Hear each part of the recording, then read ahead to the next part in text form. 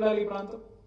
ఎన్ని వసతులు కావాలి, ఎన్ని సౌలతులు కావాలి, ఇక్కడ ఎన్ని మంచినీళ్ళు కావాలి, ఎన్ని మురికినీటి కాలువలు కావాలి, ఎన్ని రోడ్లు కావాలి, ఎంత కరెంట్ గుంజాలి, ఎంతమందికి ఇక్కడ స్కూల్ కావాలి, జనసాంద్రత, డెన్సిటీ ఆఫ్ పాపులేషన్ చూడండి. మున్సిపాలిటీ కూడా అంతే.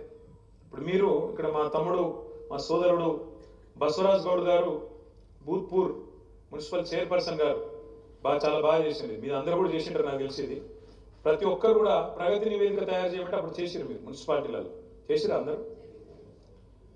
ఎంత మంచిగా అనిపించిందని ఇప్పుడు చదువుతుంటే ఈ మున్సిపల్ నివేదిక తాను టర్మ్లో ఏం చేసిండు, ఏ వార్డుకి ఏం చేసిండు అని చెప్పి బసవరాజ్ గౌడ్ గారు ఆయన వైస్ చైర్మన్ ఫోటో, వాళ్ళ ఎమ్మెల్యే గారి ఫోటో, వాళ్ళ మంత్రి గారి ఫోటో, మున్సిపల్ మంత్రి, ముఖ్యమంత్రి, కమిషనర్ ఫోటో, అందరి ఫోటోలు పెట్టి ఏ వార్డు కౌన్సిలర్ ఫోటో ఆ వార్డుకు పెట్టి ఇది చూడు, చాలా మంచిగా ఉంది.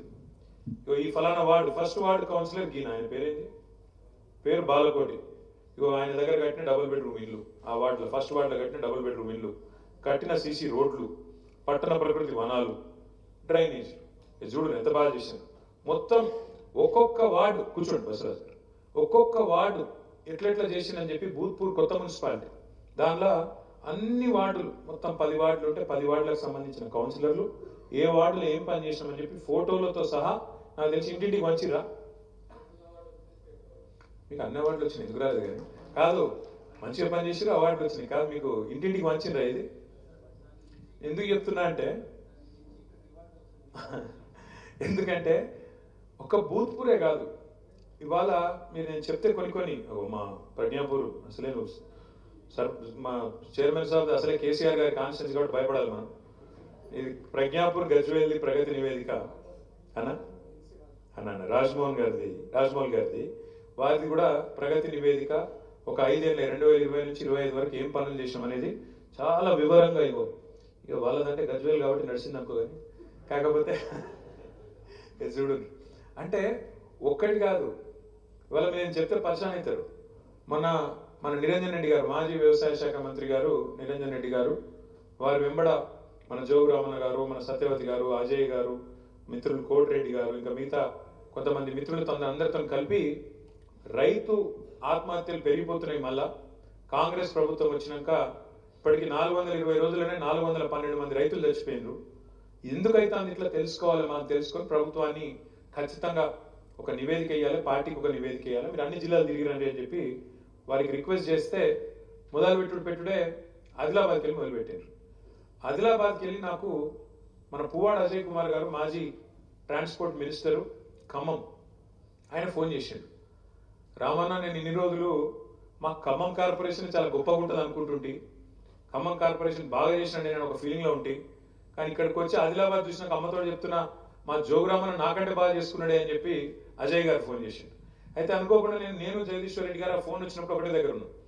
అన్న ఇట్లా అంటున్నాడు అజయ్, ఇట్లా అంటున్నాడు అని నేనంటే మా జగదీష్ అని ఏమన్నాడు తెలుసా, నేను నా సూర్యాపేట కంటే ఖమ్మం ఏదో బాగుందట అని చెప్పి అటు ఖమ్మం పోయినప్పుడు అనుకున్నా నేను, మరి ఇప్పుడు ఖమ్మం కంటే ఆదిలాబాద్ బాగుందట అని చెప్పి అజయ్ చెప్తుంటే నాకు ఆశ్చర్యం అవుతుందని జగదీష్ అని అన్నాడు. ఒక ఖమ్మము, ఒక సూర్యాపేట, ఒక ఆదిలాబాద్ కాదు, నేను ఇవాళ చాలా కాన్ఫిడెంట్గా, చాలా ఆత్మవిశ్వాసంతో, చాలా గర్వంతో చెప్తా ఉన్నా.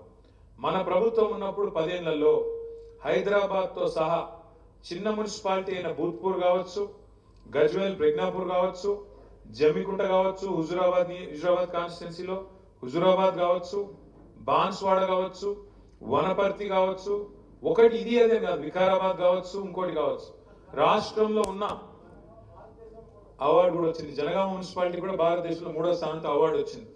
వీళ్ళు వాళ్ళని కాదు, మా జమున గారు వీళ్ళు వాళ్ళు కాదు, ప్రతి ఒక్క మున్సిపాలిటీకి భారతదేశంలో ఏ రాష్ట్రము చేయనంత గొప్పగా అత్యద్భుతంగా తీర్చిదిద్దిన మన పెద్దలు తెలంగాణ బాపు రైతు బంధు కేసీఆర్ గారికి గట్టిగా చప్పట్లతో మనందరం కూడా అభినందించాం.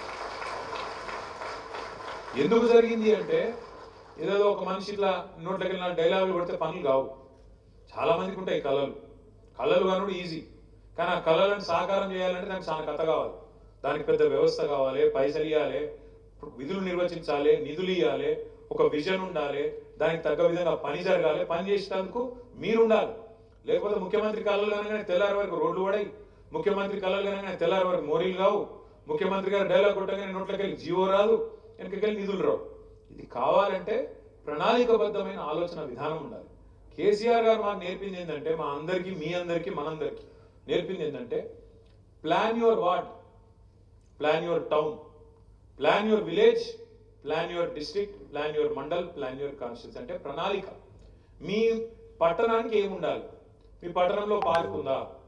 మీ పట్టణంలో ఏమైనా చచ్చిపోతే మంచి శ్మశాన వాటిక ఉందా? మీ పట్టణంలో చెత్త అంతా యాడ తీసుకుపోయి పారవస్తున్నారు? డంపింగ్ యార్డ్ ఉందా? ఆ డంపింగ్ యార్డ్లో ఏం చేస్తాండ్రు? మీ పట్టణంలో మంచిల సౌలత ఎట్లుంది? మీ పట్టణంలో మురికినీటి సౌలత ఎట్లుంది? మటన్ షాపులు ఉంటాయి, చికెన్ సెంటర్లు ఉంటాయి, వాటి వ్యర్థాలు ఎక్కడ వారేస్తున్నారు? ఏం చేస్తుండ్రు? ఇంత లోతు ఎవడన్నా ముఖ్యమంత్రి ఆలోచిస్తారామా?